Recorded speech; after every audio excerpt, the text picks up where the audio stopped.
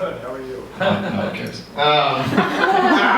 So I'm not a cool guy. I'm looking to settle down, I'm looking to get married. I'm not really a one-night stand kind of guy like everybody is. And people are always like, Sean, why would you want to be with one bitch your whole life? He's the one that told me that, that's why I said that. They're like, Sean, why would you want to be with one bitch your whole life when you could be with a different bitch every night? Do I look like the kind of guy that can be with a different woman every night of the week? I look like a Gap Kids model, let himself go, okay? The other day I went through airport security, the lady looked at my ID, she laughed at me, I went, why? She goes, you look like that little boy from 2.5 Men. I look Ed Norton's fat or less famous brother, basically. But no, like my friends, whenever, I don't understand going to bars and like talking to girls, like all my friends have girlfriends, and they always want to like go talk to girls, and I'm always like, they're like, let's go tap those asses. That's him again. They always want to talk to these girls, and I was like, don't you guys have girlfriends? They're like, so?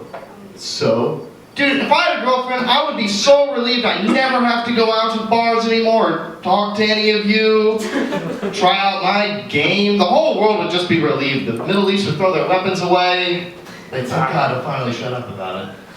I always get nervous though, like when I see a group of hot chicks come into a bar, I'm always like, all right, Sean, come on. Time to turn up the charm, get over there. And then other guys come and talk to them, I'm like, oh, thank God.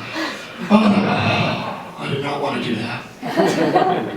Because it was going to be just like a second ago when it was really quiet in here. That's how it would have been when I talked to them. No, my friends were having a discussion the other day about their like all-time sexual fantasies. They love to talk about that. They're always like, I want an Eiffel Tower girl on the Eiffel Tower and stuff. And they were like, Sean, what's your all-time sexual fantasy? I was like, to have sex again? That'd be pretty neat. I really enjoyed it that other time. They always like to tell me like they're obsessed with blowjobs. I wanted to ask you guys tonight. My friends think blowjobs, they consider blowjobs foreplay. Would you guys applaud if you consider a blowjob foreplay? Even the girls clap. Good to know. I disagree, because I feel like you could finish when having a blowjob, so it's like, you know, if you could finish, it's not really foreplay, you know? It's like saying, well, I didn't finish the steak dinner, so now it's a snack. No, it's a meal you didn't finish. And then everyone says, shut up, Sean, blowjobs are awesome. They always talking about the first time they had sex, though. We always were like, Sean, what was the first, they always talk about how awesome it was. Like, Sean, what was it like the first time you had sex? And I remember it very vividly, because I was really excited. And I remember we were like, you know, we were about to throw down, because that's what it's like when I do it. And she looked right at me. I looked at her and was like, oh, wait a minute.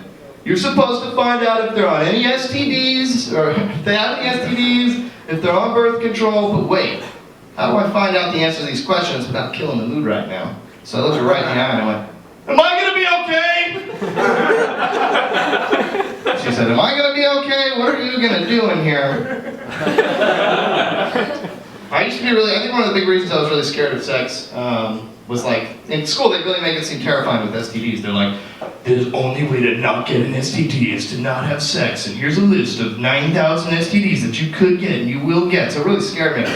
But the thing they don't tell you in health class is, it's totally worth it!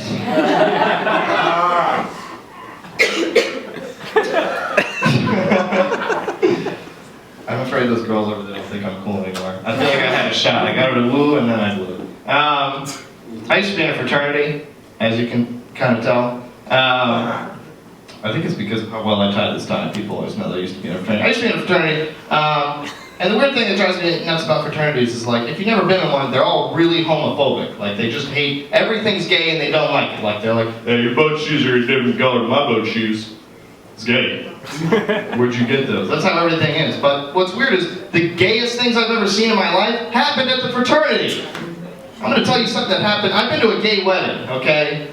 Not as gay as the fraternity. I'm going to tell you something that happened. You tell me if you think it happened at a fraternity or at a gay wedding. I went to a party on the beach and we all wore 5-inch shorts. Fraternity. We all dressed up in leopard print and we sang 80s songs. Fraternity. He's not his head because he was there. A bunch of guys pulled their balls out and put them on some guy's head. Fraternity. I saw this guy have sex with a girl in a bale of hay. Gay wedding, actually, there. Pretty awesome. All right, my name's Sean Pidar. Thanks, guys.